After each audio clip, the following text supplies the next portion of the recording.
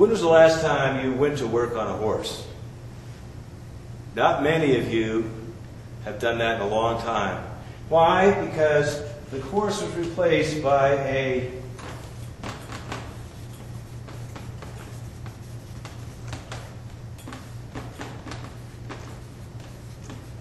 structural change called the automobile. How many people are using typewriters? What? No? Because what? Typewriter is a structural change that has lost its way. It was a structural change from writing, handwriting, and then it got replaced by another structural change, which is the computer. And what's so interesting about a structural change is that there is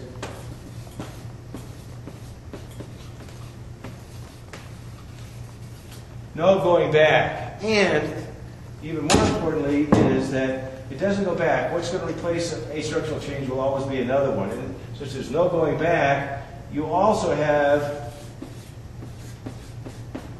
no vote. What you have to do is, if a structural change takes place, you've got to do this. You have to embrace the change no matter how uncomfortable it is. Because if you don't, you lose. I mean, the automobile came in, people didn't like them, they put barbed wire around them, they put tacks, they call them the devil wagon, that they were black, and the things you could do in the back seat of those things. But it didn't matter, it's a structural change. Same thing with the internet. The internet is changing everything. Things are coming together, you have no vote, you've got to learn how to use the network science, because the networks are what the internet's all about. You have no vote, you've got to embrace it, you've got to learn the theory.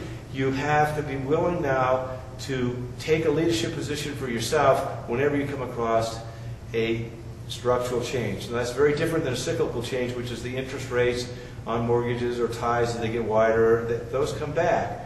But structural changes never change, and unless you embrace them. I mean, people complaining about stem cell research. But stem cell research is a structural change. You have no vote. If you don't like where it's headed, what you need to do is embrace it and take a leadership position. So when you first see a change, ask, is this a structural change? If it is, I don't care if you like it or not. People didn't want cars. They were there. Old Bessie, the great horse, too bad. She's gone, and except as a friend or as entertainment, but she's not going to be the primary mode of transportation. Same thing here. Typewriters are gone. I don't care if you love your old typewriter. They're gone. And, only as a historical artifact. So when you see the things changing structurally, learn how to use them, embrace them, because that's going to keep you out in front.